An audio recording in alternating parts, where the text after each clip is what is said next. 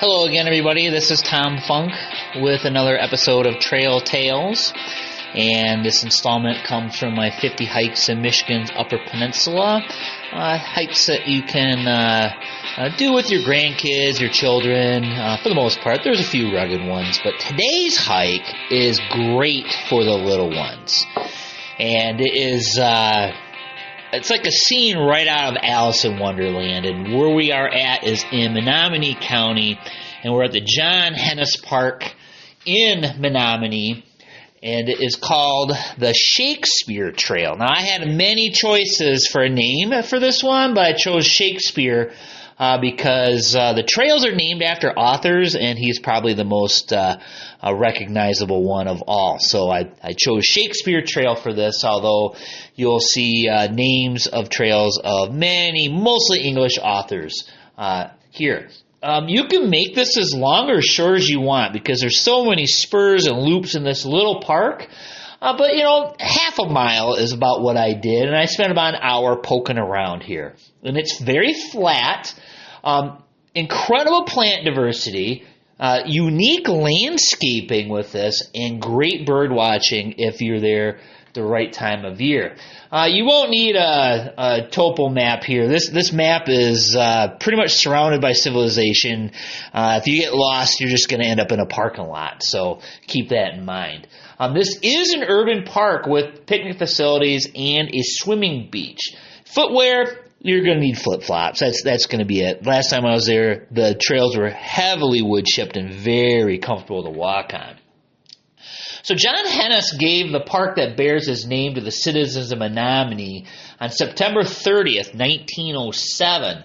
Hennes donated the park when the area was heavily industrialized.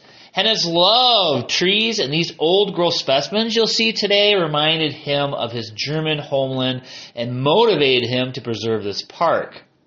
Famed landscape architect Ossian Cole Simmons, and he's of Detroit Palmer Woods fame. If you're into architecture, you'll know who he is.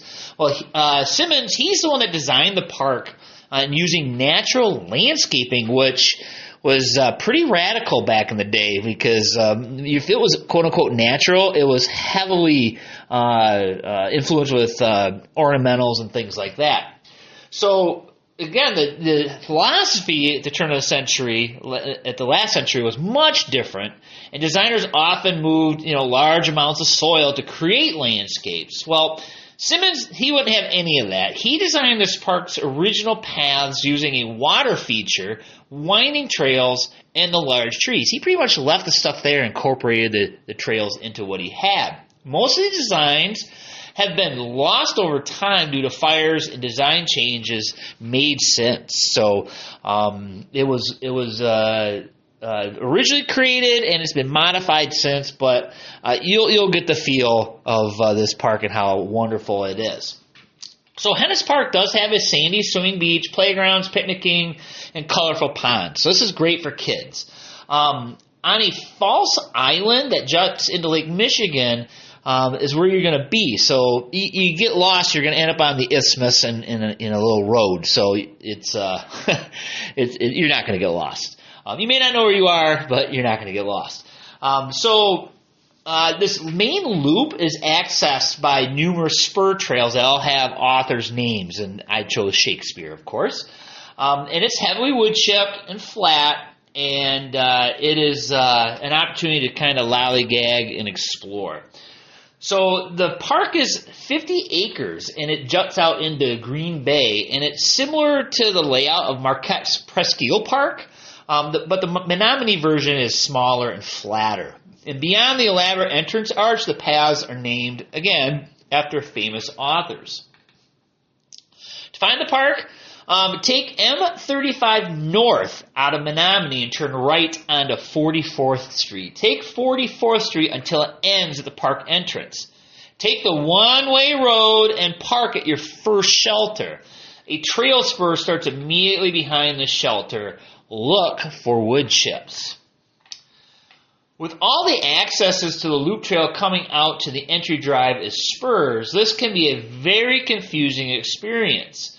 When you come in from an access trail and come to an intersection, stay to the right until you get back to your starting point. Although you still could get lost, as a relative term, as you're surrounded again by this one-way road on a very short trail. This is heavily forested and lush. John Hennes Park is home to an abundance of tree species, ferns, flowers, and just about anything green. With the contrast in forest colors, the wood chips, the landscaping, the several fountains, and even a man-made stream, you might expect to see the Mad Hatter run out of the woods at some point. Even if he does not, this park seems surreal, like a fairy tale land. The maze of trails are all named after well-known authors and poets, including Whittier, Longfellow, Goethe, Shakespeare, and Byron. Even at the end of the summer, the animal life, especially the birds, are far more plentiful than one would expect. Chattering chickadees, nighthawks, gulls, loons, mergansers, squawking great blue herons, nuthatches, leaping frogs, and scattering squirrels probably use this patch of habitat as an oasis in a sea of humanity. Off in the distance, the paper mills belching steam into the air and the roar of traffic probably drive wildlife to this sanctuary. Again, if you do lose your bearings, be adventurous and take a path that looks unfamiliar to you. If you come out to the Circle Drive, double back and trek in a new direction. Interpretive graphics identifying trees will help you keep your bearings. There are small ponds, large ponds, low areas, massive trees, and ferns crammed into low, swampy areas, most of which are smaller than 10 acres in size. Cedar, basswood, dogwood, big-tooth aspen, paper birch, sugar maple, rose-twisted stalk, false Solomon seal, and rue anemones are just a few plants I saw the last time I hiked there. Even late in the season, I was seeing some of these flowers.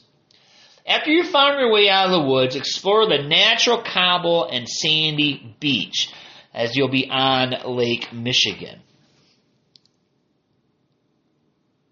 All right, that was a short and sweet chapter of the book. However, I'm sure you can spend a lot more time than what it took me to tell you about this trail. Just exploring this area, and bring a bird book, bring a plant identification book, bring a tree identification book, because I'm telling you, this was one of the big surprises when I was writing this book, was finding this little park, and I was just very happy to see the diversity and how they incorporated the trails into what they had. All right, we will continue on with another episode of Trail Tales. Thank you for listening. And again, follow me on Tom's Worldly Adventures on YouTube and Instagram, and Tom Funk's Worldly Adventures on Facebook. Thanks again. Take care. We'll see you later.